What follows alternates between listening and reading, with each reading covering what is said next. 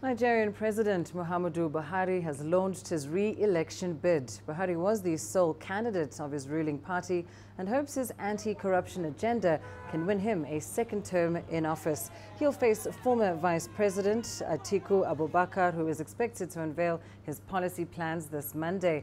The incumbent president has also set education as a policy priority. He says there is scope for over 15 million new jobs that can be accessed by expanding a nationwide vocational skills program and improving access to credit for entrepreneurs and artisans.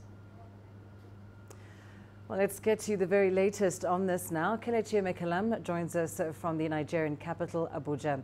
Kelechi, what's been the general reaction around the country to the president's re-election bid?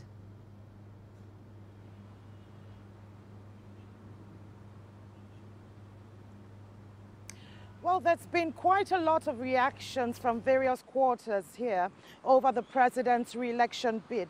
Now, on one hand, some of the president's supporters are saying that he met a very dilapidated country when he was sworn into office in 2015. Practically most of the sectors, if not all, had been in dire straits, and that includes the health, education, power and energy.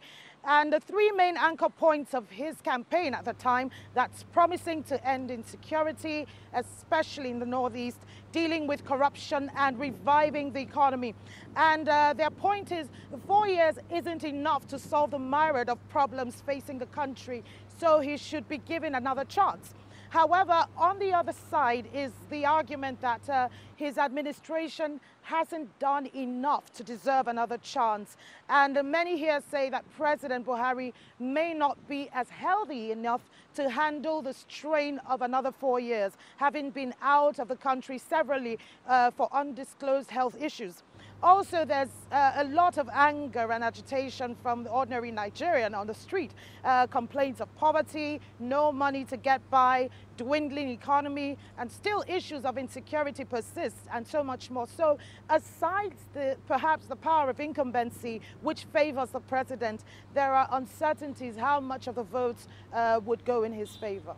And of course, some of that criticism is coming from his own party. We know that he is, of course, the sole candidate, but detractors within the APC have also commented on his health issues, and his wife has even been one of his most harshest critics. How is the president's party handling all of this, and are they able to present a united front?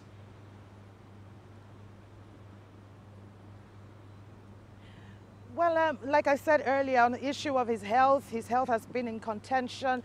Quite a number of people are wondering if he will get by, if he will be able to make it through the next 4 years. And for his wife, she's vehemently kicked against the party's practice of giving automatic tickets to people, which her husband is indeed a beneficiary. And she once said that her husband was also being held by cabal. She's been very vocal when it comes to issues of politics here.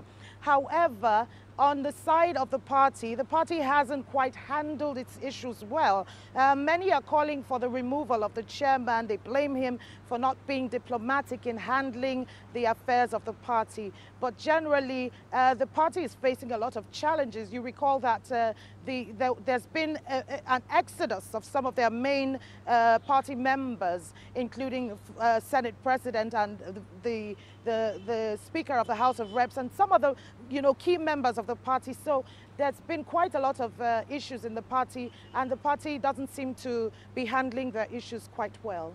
So we know, of course, Buhari is focusing on corruption and education, but former Vice President Atiku Abubakar has yet to unveil his policy plans. What do we know so far?